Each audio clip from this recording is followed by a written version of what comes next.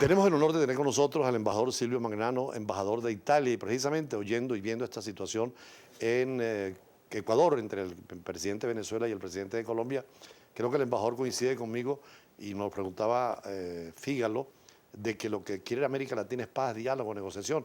Y ustedes en Europa que sufrieron guerras mundiales, por cierto, usted en su discurso cuando se presentó como embajador hablaba de la Primera Guerra Mundial y el drama de la Segunda Guerra Mundial. América Latina, ¿cómo puede ir por ese camino de la paz, embajador? Sí, muy buenas tardes. Mire, claro que una regla fundamental que tenemos como Embajada de Italia, como embajadores europeos, es de respetar los asuntos internos de los países. Creo que es importante que Venezuela, Colombia puedan encontrar una solución pacífica, pero según el máximo respeto de sus decisiones internas, donde nosotros, por supuesto, no podemos entrar, no debemos entrar. Sin embargo, la Carta de Naciones Unidas, que hemos firmado todos, el artículo 33 establece solución pacífica de las Claro, controversias. claro, esa es la otra parte y por supuesto coincido totalmente. Yo creo que es muy bueno que se encuentren, es una cosa creo que todo el mundo, todos nosotros apreciamos mucho.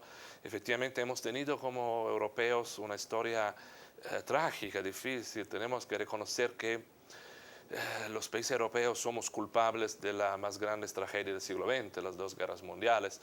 Creo que pero hemos demostrado al mundo que logramos no solo salir de esas experiencias, sino utilizarla para empujar un proceso de paz, de integración, creo incluso casi de eliminación de las fronteras que existen todavía, somos todos estados soberanos, pero que realmente tienen un valor muy reducido entre los países europeos. Logramos construir lo que es Unión Europea y creo que es un espacio de paz único en la historia, 60 años sin ningún conflicto, ninguna tampoco potencialidad de conflicto entre los países miembros de la Unión Europea.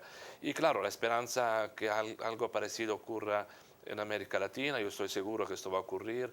Los países de este continente tienen una raíz común muy fuerte, son países que tienen vínculos familiares, históricos, son países que tienen un amor recíproco muy fuerte y vamos a saludar con gran entusiasmo la posibilidad de soluciones pacíficas. ¿Usted conoce América Latina? ¿Ha sido embajador en otros países de América Latina? Sí, he sido embajador en Bolivia y he trabajado cuando era más joven, lamentablemente los años pasan, como segundo y primer secretario en Cuba. Nos decía usted en su discurso cuando presentó sus cartas credenciales y sobre todo con el cuerpo diplomático después en la reunión con los diplomáticos acreditados en Caracas, que fue un descubrimiento y mencionaba a Colón en esta tierra de gracia y narraba su experiencia de una manera muy literaria, porque además usted es poeta y escritor, además de diplomático. Sí, es increíble porque viajando por el mundo uno encuentra una serie de situaciones de coincidencia con vivencias personales, con experiencia. Y yo, cuando, por ejemplo, ese es el caso que conté en mi discurso, cuando yo era niño amaba y sigo amando un gran escritor italiano que se llama Salgari, que era un escritor, Emilio Salgari. Emilio Salgari o Salgari, según la pronuncia, Sí. un escritor, digamos, que ha escrito una multitud de libros, a veces un poco subestimado, para mí un escritor con una gran calidad, y una serie de sus libros estaba vinculado con los corsarios del Caribe, son realmente antecedentes de la serie de Piratas del Caribe de Disney, Claro. eran mucho más profundos, mucho más literarios, y el centro era Maracaibo. Y yo amaba esos libros, libros del Corsario Negro, y era muy interesante porque este gran escritor nunca salió de Italia, y leía, profundizaba, parecía que conocía Venezuela sin nunca haber vivido aquí. Y yo era un lector cuando niño que amaba esa tierra sin conocerla.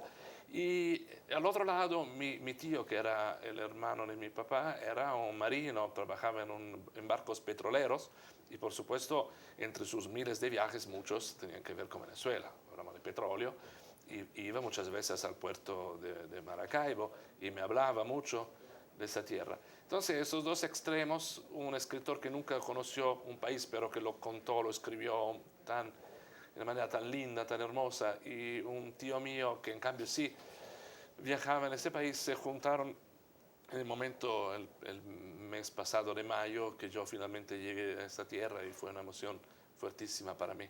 Se ha encontrado además con muchísimos compatriotas porque hay una colonia italiana muy grande en Venezuela. Muy grande, casi imposible a calcular, y eso es importante porque es el efecto de la gran integración que tuvimos. Quizás somos 1,5 millones, quizás somos 2, pero muchos tienen ciudadanía venezolana, muchos perdieron la ciudadanía italiana, no pudieron recuperarla o no quisieron, y son personas que hoy se consideran venezolanos, se consideran italianos. Creo que no hay casi barrera entre estas dos maneras de vivir, de sentirse. Hay una cercanía cultural profunda. Hay una comunidad que se ha integrado bien, que ha trabajado bien, que trabaja bien.